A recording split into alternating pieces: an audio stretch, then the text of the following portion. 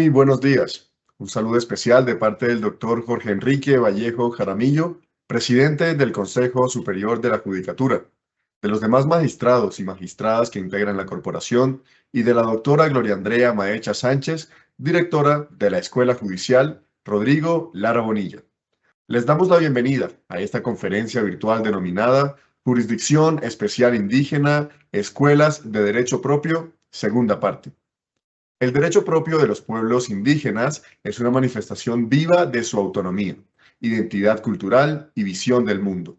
Este sistema normativo ancestral, también conocido como ley de origen o derecho mayor, se fundamenta en principios como la oralidad, la reciprocidad, el respeto por la naturaleza y la espiritualidad. Reconocido por la Constitución, este derecho permite a las comunidades indígenas ejercer funciones jurisdiccionales dentro de sus territorios, conforme a sus usos y costumbres. La presente videoconferencia profundiza en los fundamentos filosóficos, espirituales y jurídicos del derecho propio, así como en su articulación con el sistema legal nacional y los desafíos contemporáneos para su implementación efectiva. Para esta actividad académica tenemos el gusto de contar con la doctora Victoria Eugenia Velázquez Marín, abogada especialista en Derecho Administrativo, Constitucional y de Familia. Se ha desempeñado como jefe del área jurídica de Administración Judicial del Valle del Cauca, juez promiscuo municipal de Sapuyés y El Rosario, Nariño, magistrada del Consejo Seccional de la Judicatura del Chocó y Valle del Cauca. Actualmente ostenta el cargo de magistrada del Consejo Seccional de la Judicatura de Caldas y hace parte de la red de formadores de la Escuela Judicial Rodrigo Lara Bonilla. Doctora Victoria Eugenia, es un gusto tenerla con nosotros. Tiene el uso de la palabra. Bienvenida.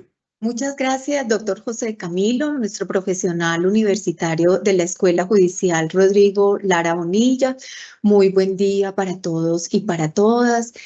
Un saludo de carácter muy especial para el doctor Jorge Enrique Vallejo, nuestro presidente del Consejo Superior de la Judicatura, demás magistrados que integran la corporación, a la doctora Gloria Andrea Maecha, nuestra directora de la Escuela Judicial, y demás servidores y servidoras que se encuentran en este momento conectados a esta importantísima videoconferencia, a quienes les doy la más cordial bienvenida. Este es un tema muy bonito que vamos a trabajar y que se está trabajando desde el día de ayer relacionado con lo que es el derecho propio.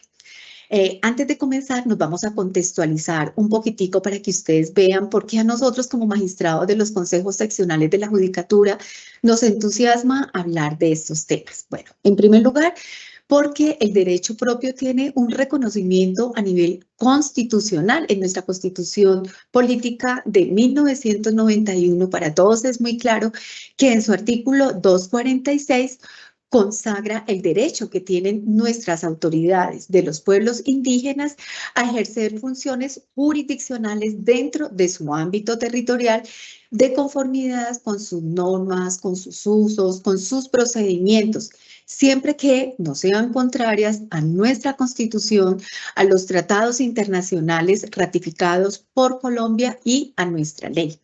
De igual manera, también es muy importante darles a conocer que nosotros tenemos una Comisión Nacional de Coordinación del Sistema Judicial Nacional y nuestra Jurisdicción Especial Indígena.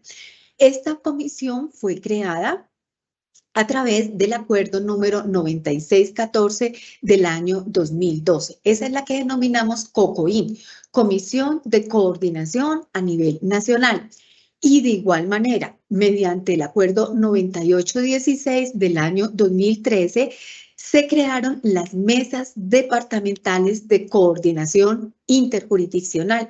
Quiere decir, en cada uno de los departamentos que tiene nuestro hermoso país, tenemos una mesa interjurisdiccional que es ese espacio maravilloso, grandioso de interlocución entre nosotros como rama judicial y otras entidades con nuestras comunidades indígenas que habitan en cada uno de nuestros departamentos.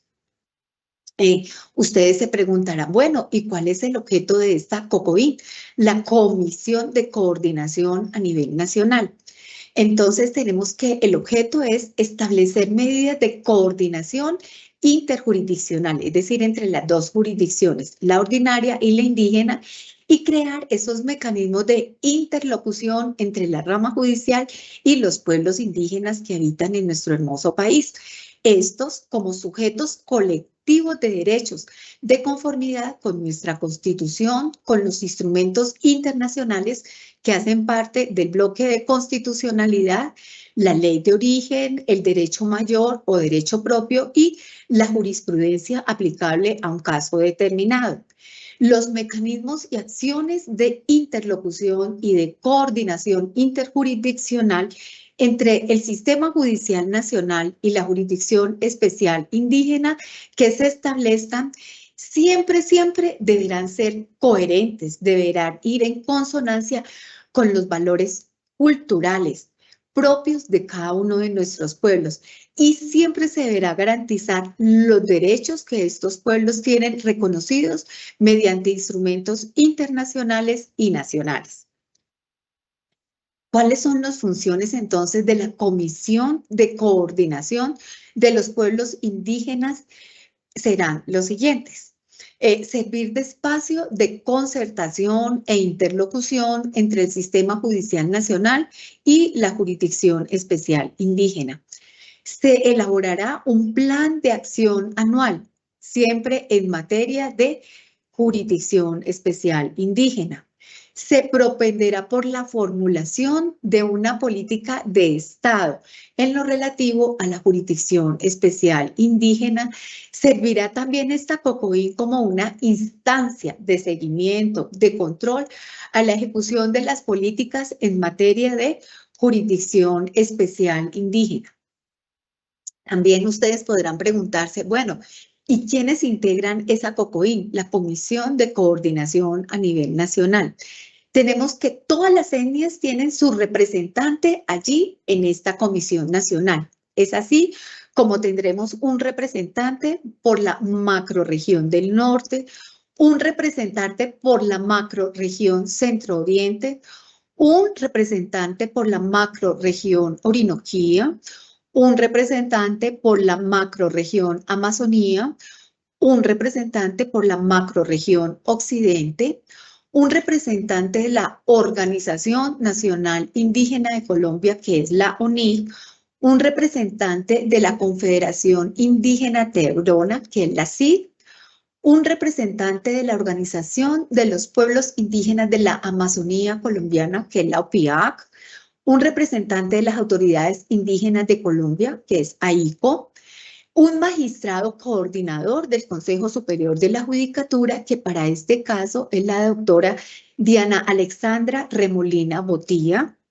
el fiscal general de la Nación o su delegado, el presidente de la Comisión Nacional de Disciplina Judicial o su delegado, el presidente de la Corte Suprema de Justicia o su delegado, el presidente de la Corte Constitucional o su delegado, el presidente del Consejo de Estado o su delegado, el procurador delegado para los pueblos indígenas o su delegado, el defensor del pueblo o su delegado, el ministro de Justicia y del Derecho o su delegado, el ministro del Interior o su delegado, el director del Instituto Colombiano de Bienestar Familiar o su delegado.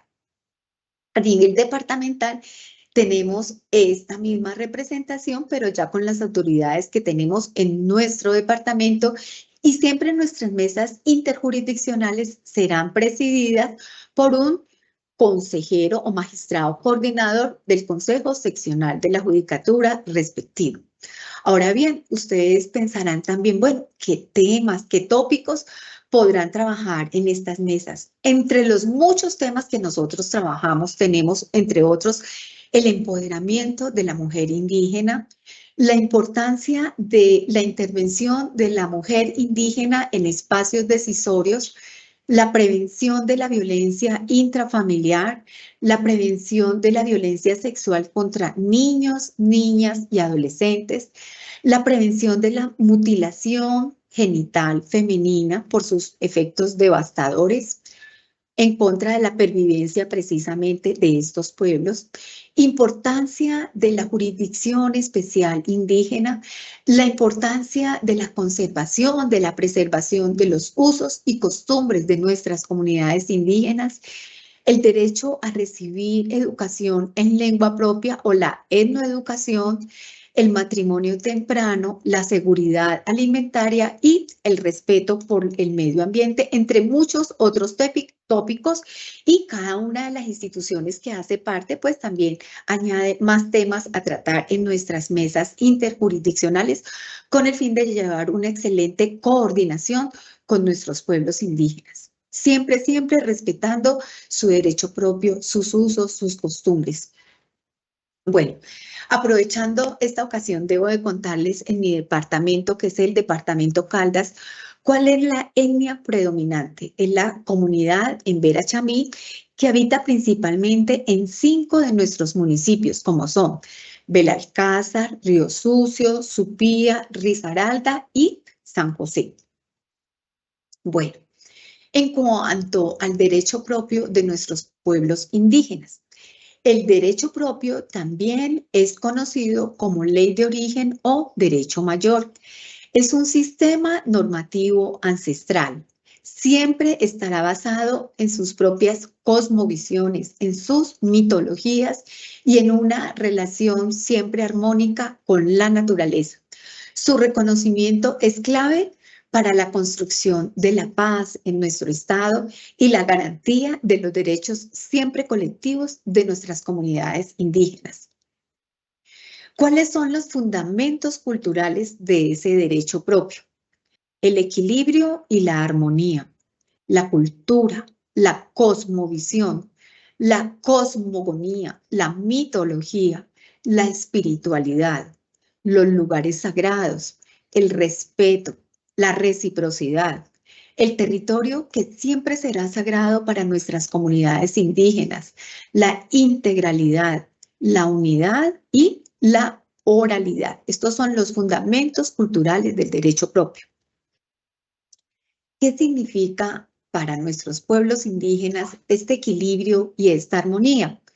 En las comunidades indígenas, como por ejemplo hablemos en este momento de los paeses, los sicuani, por ejemplo, la justicia no solamente trata de castigar, trata de reprochar, sino lo que se busca es el mantener el equilibrio, la armonía entre las personas, la naturaleza y los espíritus. Para ellos todo está interconectado. Los humanos, los animales, las plantas y la tierra. Por eso, cuando alguien rompe este equilibrio, hay que hacer rituales especiales para reparar, para recuperar la armonía y el equilibrio. En cuanto a la cultura, el decreto 4633 de 2011 reconoce el derecho propio como la expresión legítima de la cultura indígena, fundamentado en la memoria, en el territorio y en el idioma. Este derecho no solamente regula la vida comunitaria, sino que los articula con la visión general del mundo, que siempre para ellos estará basada en el equilibrio, la armonía y la relación espiritual con la tierra, siendo esencial para la identidad y la pervivencia colectiva. La cosmovisión. La cosmovisión es el eje filosófico y espiritual del derecho propio, ya que cada pueblo construye su sistema normativo a partir de su forma particular de entender el universo. Esta visión integra dimensiones tanto materiales como espirituales y concibe la existencia como una red de relaciones entre unos mundos que van interconectados. El equilibrio entre estos planos es esencial para su vida colectiva y su alteración entonces va a afectar a todos los seres, tanto los humanos como los no humanos. La cosmogonía y la mitología. La cosmogonía y la mitología constituyen pilares esenciales del derecho propio al interior de todas nuestras comunidades indígenas, al ofrecer relatos que explican, por ejemplo, cuál es el origen del mundo, de los seres, de las normas sociales. Estos mitos, transmitidos oralmente de generación en generación, no solo preservan lo que es la memoria colectiva, sino que van a orientar lo que va a ser su comportamiento. De allí van a generar sus propios principios éticos y a partir de ellos van a regular su vida comunitaria. A través de estas figuras simbólicas y narrativas se van a enseñar lo que son los valores y se van a legitimar las autoridades y de esta manera van a reforzar su propia identidad cultural. En este momento vamos a hacer la proyección de un video mitológico muy bonito para nuestra comunidad muisca, en donde nos va a explicar cuál es el origen del mundo.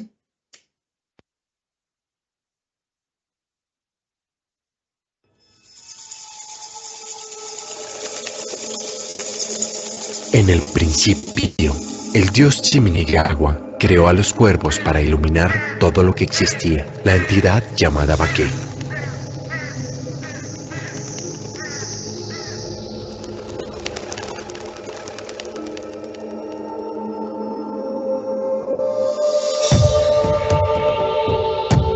En ella, Chiminigagua, como un rayo en forma de serpiente, descendió del sol a la tierra para dar origen a los padres de la humanidad.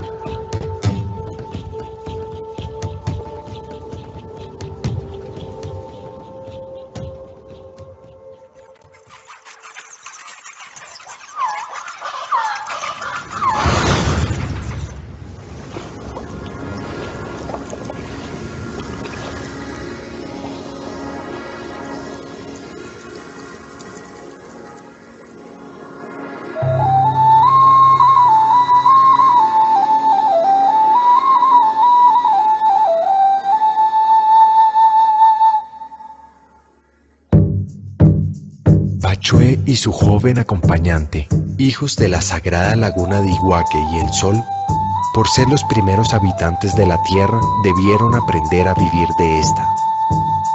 ¿Qué haces, Bachué? Busco refugio.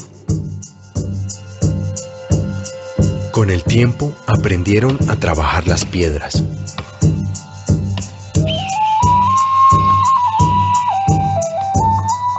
Manipular el fuego. Recolectar.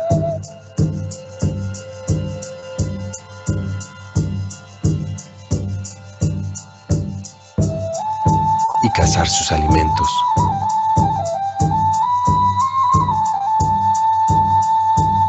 Habilidades que transmitieron a sus hijos, los muiscas.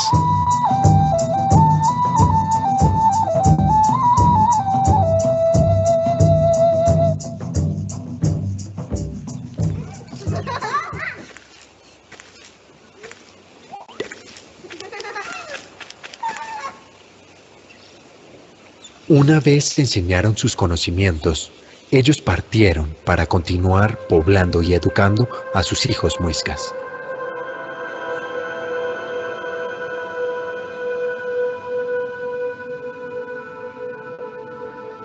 A quienes dejaron en paz y armonía, hasta que, de la mano de Chía, la deidad del caos y el mal, cayó la oscuridad.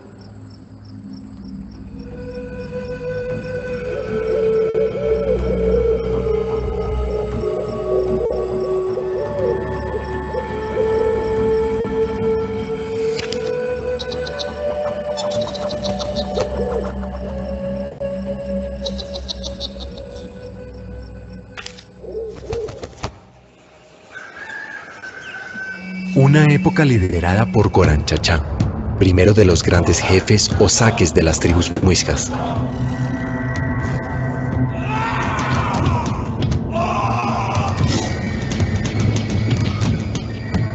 Goran Chachá, el déspota, esclavizó a los pueblos, instauró la práctica de la magia negra, pervirtió a la gente y gobernó hasta el día en que divisó una tormenta que se avecinaba del norte, por lo que, Entre llamas y humo, abandonó a sus súbditos.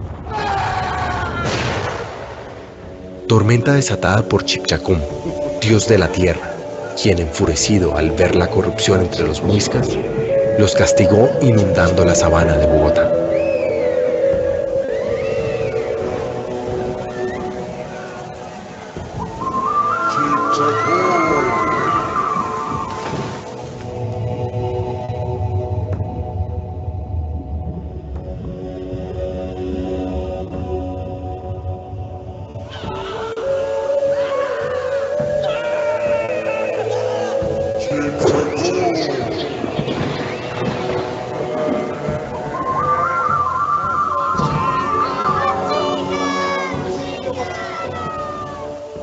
Al escuchar sus súplicas, Bochica, dios benefactor de los muiscas, se apiadó del hombre.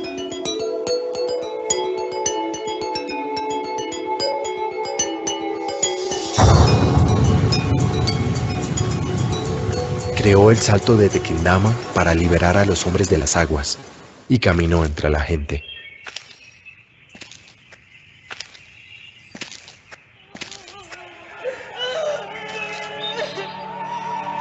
A su paso, Bochica trajo un nuevo orden. Enseñó a los muiscas la agricultura, la metalurgia, el arte de tejer y regaló a la humanidad el maíz, la semilla de una nueva era. Luego, confrontó a Chía por haber sembrado la esmeralda del mal. Chía, chía, chía.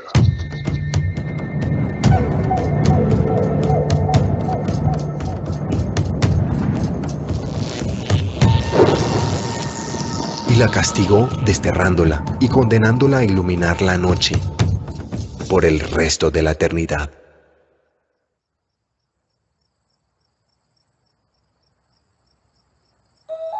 Bochica prosiguió su camino y dejó su huella entre las tribus, que bajo la influencia de sus enseñanzas hicieron florecer la civilización muisca.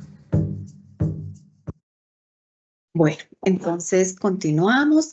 También tenemos otro ejemplo en cuanto a mitos, por ejemplo, el árbol de la vida, que revela el tránsito de la humanidad hacia la agricultura, la organización social y también la relación espiritual con el territorio. Bueno, ahora dialogaremos sobre lo que corresponde al tema de la espiritualidad.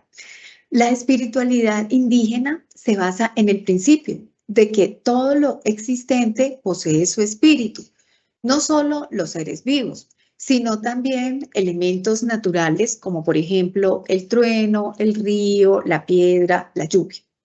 Esta visión establece una relación ética y sagrada entre los humanos y el entorno que a ellos les rodea, donde cada ser tiene un rol y a su vez también cada uno tiene su propio guardián espiritual. El respeto a estos espíritus es esencial para mantener este equilibrio entre el territorio y la vida en comunidad.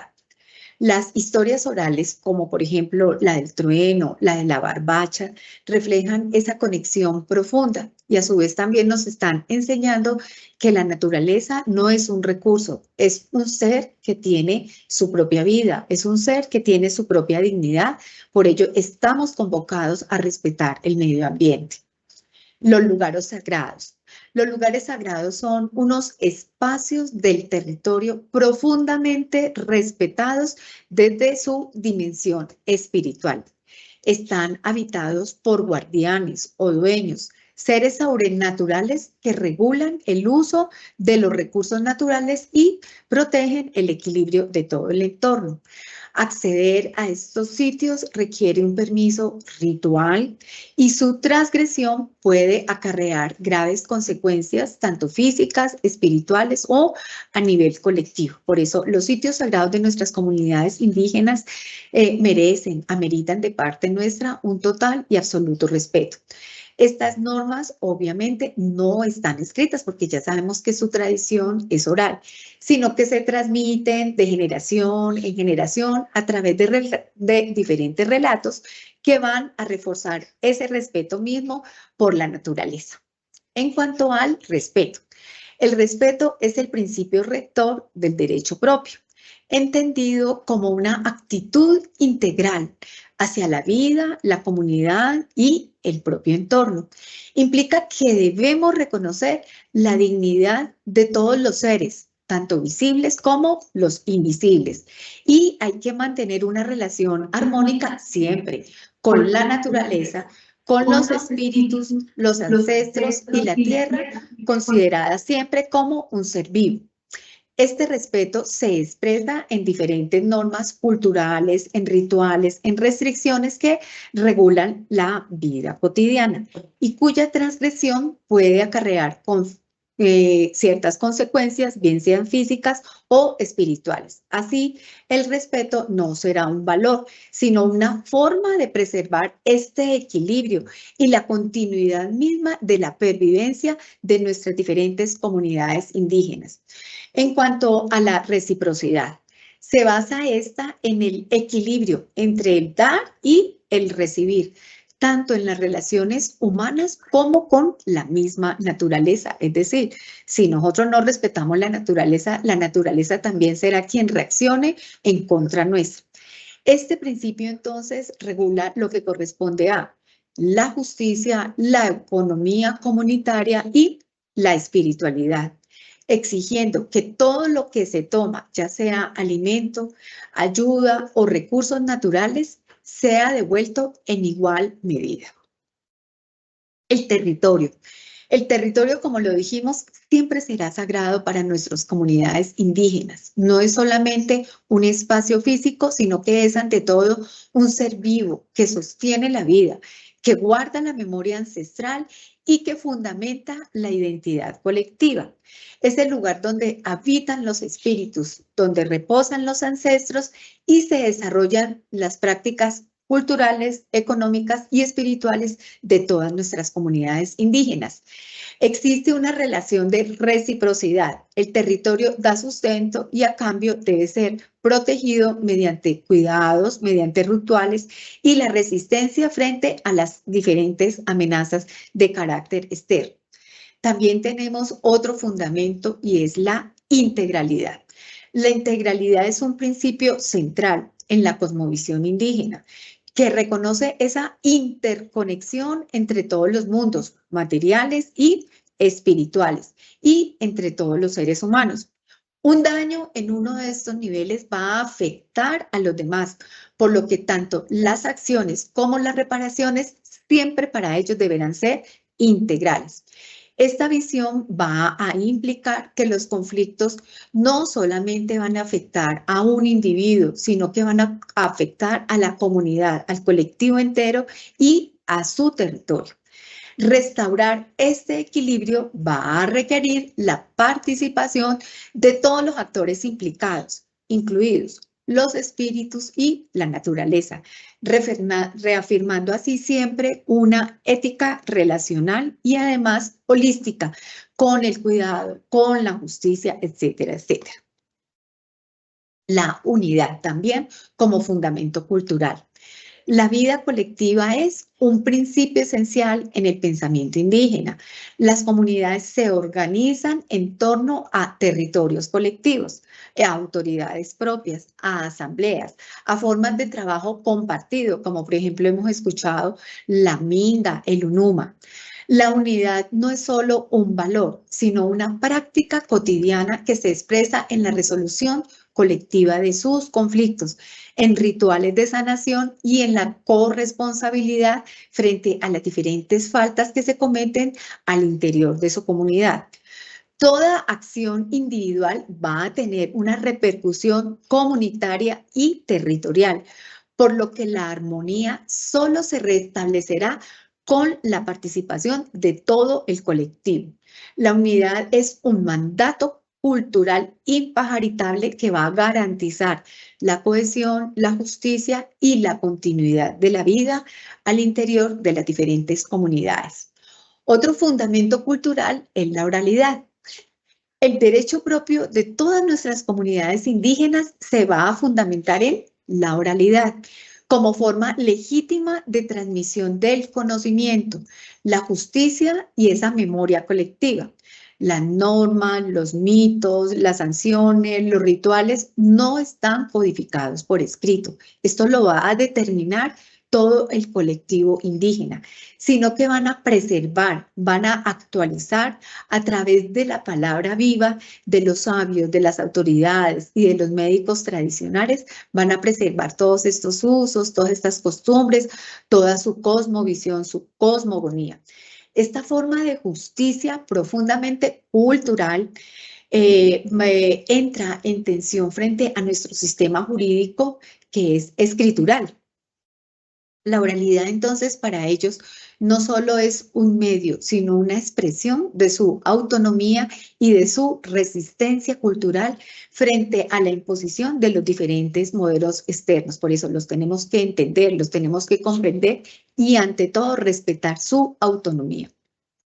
Bueno, ahora vamos a tratar otro tema muy importante, que es el relativo a la línea jurisprudencial relacionado con los límites al ejercicio de la jurisdicción especial indígena. Bueno, entonces los límites al ejercicio de la jurisdicción especial indígena han sido fijados por nuestra Corte Constitucional y tenemos entonces la siguiente línea jurisprudencial de suma importancia para nuestro conocimiento.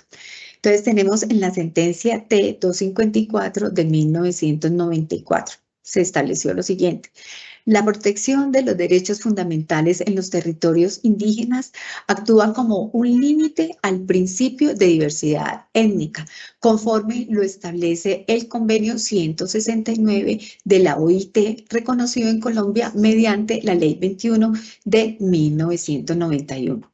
También tenemos la sentencia T-549 de 2007.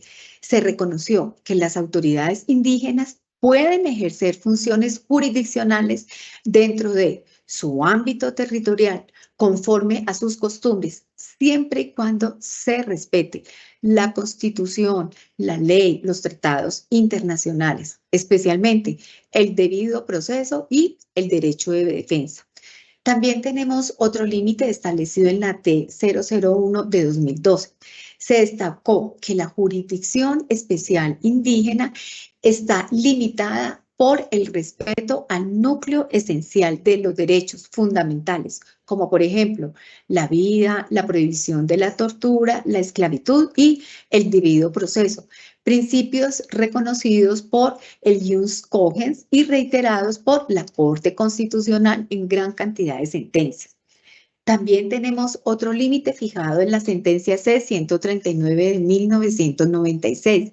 La diversidad étnica no puede justificar la vulneración de principios constitucionales superiores, como el derecho a la vida, la prohibición de la esclavitud y la tortura. Es una reiteración.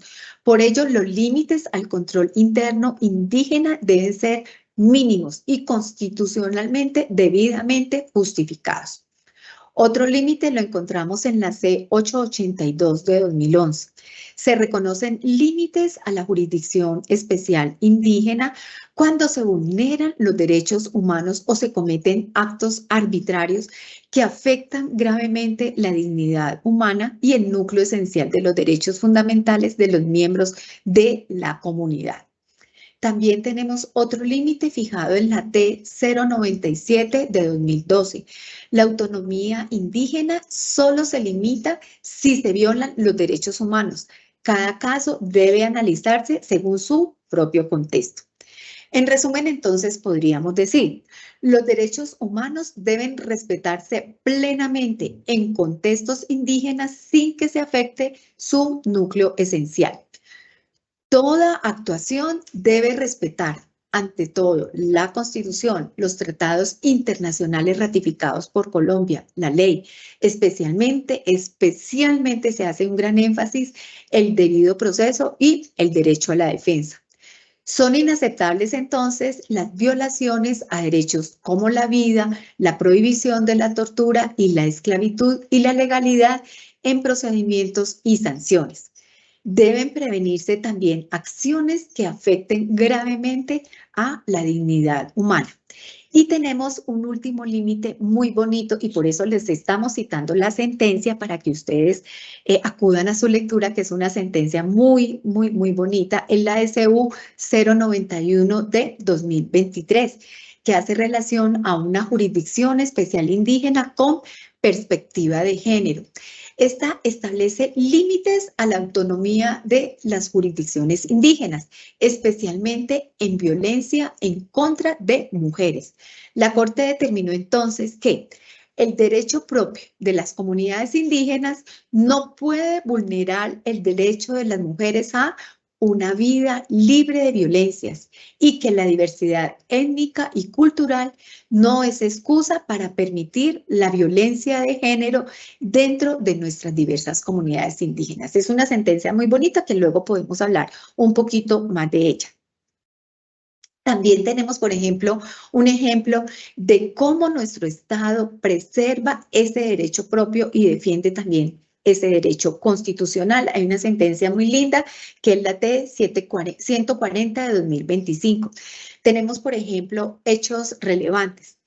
En el año 2024, una persona fue nombrada como auxiliar administrativo en una escuela indígena sin consultarse previamente a la comunidad, lo que generó obviamente plena inconformidad de todos, ya que la Secretaría de Educación de ese departamento omitió, que era el Tolima, omitió el carácter especial de este plantel, que era una comunidad indígena. La comunidad propuso a determinada persona que era una profesional indígena, pero esta solicitud fue rechazada, por lo que pidieron protección de sus derechos y que se respetara su participación en la selección de personal, teniendo presente que la etnoeducación es un derecho propio. Este nombramiento además no le había sido notificado a la comunidad indígena, simplemente se dieron cuenta porque llegó este personal a su comunidad y tampoco fue concertado previamente con los miembros de la comunidad. Esta situación, según los representantes de estos resguardos indígenas, ha venido presentándose constantemente, o sea que se ha venido respetando el derecho propio por parte de la Secretaría de Educación. Enviaron a este profesional administrativo de manera unilateral sin tener en cuenta que se trataba de una escuela que estaba dentro de una comunidad indígena y mucho menos se tuvo en cuenta que su personal estaba altamente cualificado. La comunidad indígena, entonces, al enterarse que se trataba de una decisión de carácter unilateral, convocó a una asamblea para postular a una persona para el cargo descrito con sus propios miembros, es decir, dentro de su comunidad tenían personal capacitado para asumir esta función. En el marco de esta actuación, le dio el aval a determinada persona, quien estudió en esta educación, en este instituto educativo y es además profesional en la actualidad. Luego, entonces, la comunidad lo que hizo fue radicar un derecho de petición ante la Secretaría de Educación del Tolima, en la cual solicitó que se le nombrara a la persona que integraba a su comunidad en el cargo de auxiliar administrativo. La Secretaría de Educación negó esta solicitud y señaló que este tipo de cargos no habían sido solicitados directamente por el resguardo indígena y que el decreto 1345 de 2023 no cobija nombramientos especiales para que fueran personal de planta administrativa al interior de las comunidades indígenas. Entonces, con fundamento en esta respuesta, lo que hizo la comunidad fue presentar una acción de tutela con el objetivo de que se realizara pues oportunamente esta consulta previa con el resguardo, que para ese caso es el resguardo indígena Totarco del departamento del Tolima, para la selección del personal de planta en la institución educativa Totarco.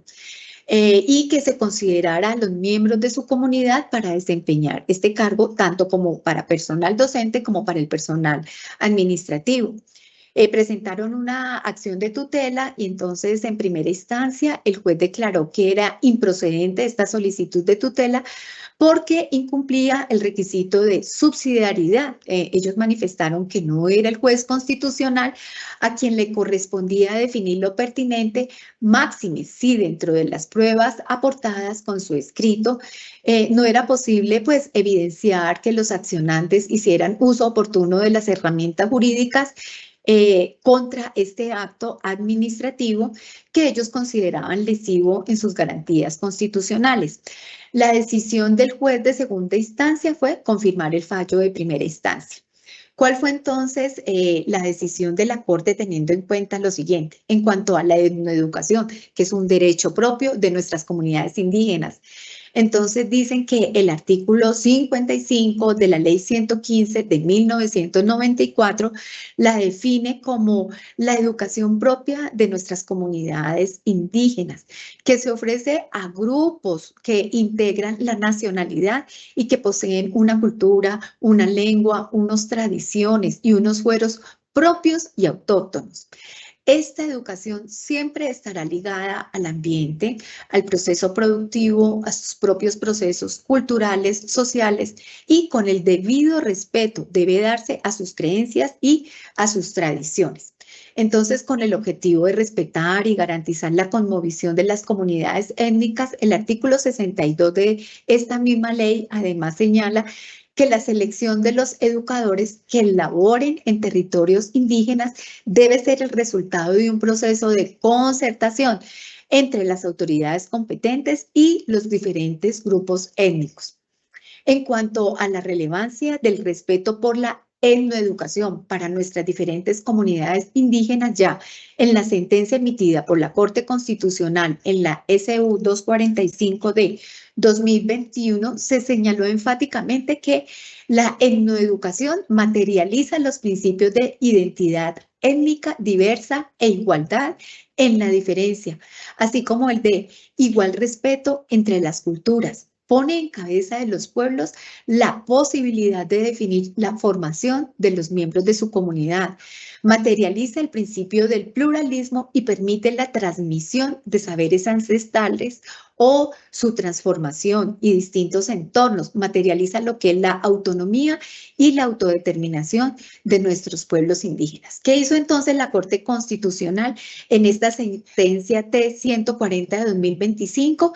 Para proteger los derechos a la participación y a la identidad cultural de la comunidad indígena Totaco, la Corte revocó la sentencia de segunda instancia, ordenó repetir el proceso de selección del cargo de auxiliar administrativo en esta institución educativa, esta vez con la concertación, con el diálogo previo con las comunidades indígenas. Mientras se realiza entonces este nuevo proceso, se mantendrá provisionalmente el nombramiento actual para no afectar el servicio educativo, pero una vez haya una nueva lista de elegibles conformada con los integrantes de la comunidad, la persona actualmente en el cargo deberá ser reubicada en otra institución respetando sus derechos de carrera. Bueno. A continuación vamos a observar también un video donde observamos ya como lo que es la conclusión de este derecho propio.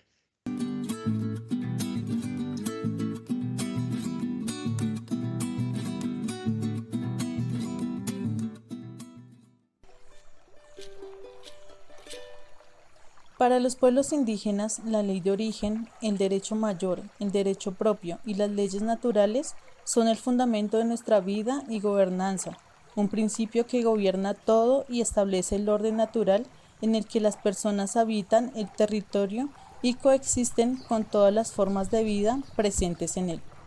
Esta ley se materializa en el territorio tradicional y ancestral demarcado de acuerdo con nuestras tradiciones como parte integral de su orden y manejo a través de nuestros gobiernos propios y el conocimiento ancestral de nuestros pueblos.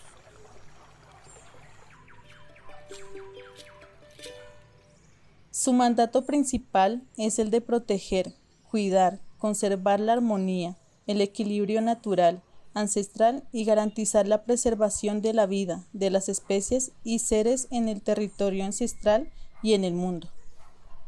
La ley de origen al ser fuente máxima de derecho dentro de los territorios ancestrales, determina la forma, el uso y las restricciones de cada rincón del territorio. Estas incluyen formas concretas y representaciones específicas sobre nuestra territorialidad y ordenamiento de nuestros territorios ancestrales, y aquellos donde se encuentran las diversas figuras y expresiones físicas e inmateriales de posesión, ocupación y o propiedades territoriales de los pueblos y naciones indígenas. Reconstruyamos nuestros territorios ancestrales de acuerdo a nuestras leyes propias y mandatemos sobre los principios, el uso y el orden de los territorios para volver al origen. Bueno, de esta forma hemos terminado todos los tópicos preparados para esta videoconferencia y a continuación damos el paso a la sección de preguntas. Doctora Victoria, muchas gracias por su presentación y tal como lo dice, daremos paso al espacio para las preguntas. La primera de ellas es la siguiente. ¿Cuáles son los elementos fundamentales que delimitan el ejercicio de la jurisdicción especial indígena? Bueno, entonces esto ha sido claramente establecido por nuestra Honorable Corte Constitucional. Los 4 elementos que delimitan el ejercicio de la jurisdicción especial indígena son los siguientes. En primer lugar, la existencia de autoridades propias de nuestros pueblos indígenas. Segundo, la potestad que ellos tienen para establecer sus propias normas y sus procedimientos. Tercero, la sujeción de estos a la Constitución, los tratados internacionales ratificados por Colombia y la ley. Y cuarto, la competencia del legislador para señalar la forma de coordinación con nuestro sistema judicial nacional. Muchas gracias, doctora. Vamos con la siguiente pregunta. ¿Cuál es la dimensión de la justicia propia? Bueno, la dimensión de la justicia propia será siempre brindar una armonización, armonizar tanto al individuo que ellos consideran en un momento determinado desarmonizado a él y brindar a toda la comunidad esa armonización pertinente también.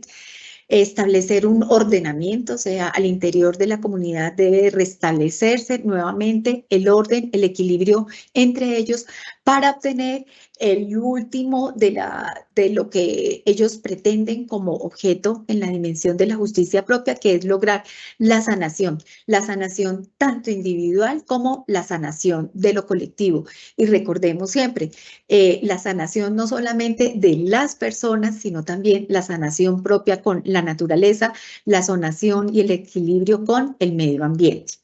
Pues, Listo, doctora doctor. Victoria Eugenia Velázquez Marín, en nombre del Consejo Superior de la Judicatura y de la Escuela Judicial Rodrigo Lara Bonilla, queremos expresarle nuestro agradecimiento especial por su muy valiosa intervención.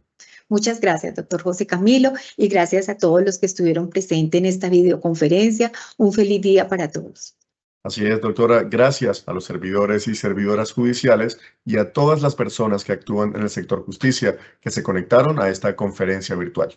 Muchas gracias.